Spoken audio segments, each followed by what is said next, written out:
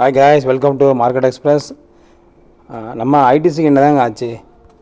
கிட்டத்தட்ட பார்த்தீங்கன்னா நம்ம ஹோல்டிங்கில் பார்த்தீங்கன்னா ஒரு 40 ஷேர் வச்சுருக்கோம். என்னோடய போர்ட்ஃபோலியோ பார்த்தீங்கன்னா ஹையஸ்ட்டு அமௌண்ட் ஆஃப் ஷேர்ஸ் வந்து இதில் தான் இருக்குது. கிட்டத்தட்ட பார்த்தீங்கன்னா 19,530 ருபீஸ்க்கு வந்து நான் மிடில் ஹோல்டிங் பண்ணிகிட்ருக்கேன்.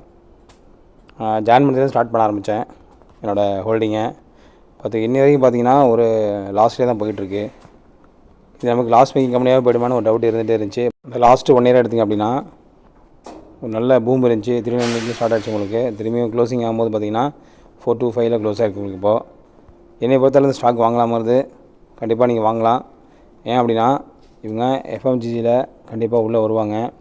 இவங்களோட மொத்தமான வருவாய் பார்த்திங்க அப்படின்னா டொபாக்கோ இண்டஸ்ட்ரியில் இருந்தாலும் இவங்களோட மார்க்கெட் கேப் பார்த்திங்கன்னா இயர் ஆன் இயர் பெரிய ஒரு பூம் கொடுத்துட்ருக்கு. ரிசல்ட்டும் பார்த்திங்கன்னா நல்ல ரிசல்ட் கொடுத்துருக்கு. ரெவன்யூ வைஸ் பார்த்தும் சரி, ப்ராஃபிட் நல்ல ரெவன்யூ வைஸ் சரி, நல்ல க்ரோத் இருக்குது.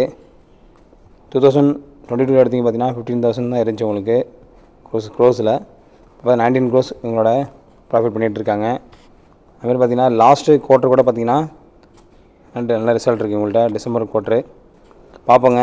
மார்ச் எண்டு திரும்பி நமக்கு ஒரு ரிசல்ட் கண்டிப்பாக கிடைக்கும். ரிசல்ட்டு ரிலீஸ் ஆச்சு அப்படின்னா நமக்கு ஒரு பெனிஃபிட் கிடைக்கும் எதிர்பார்ப்போம்.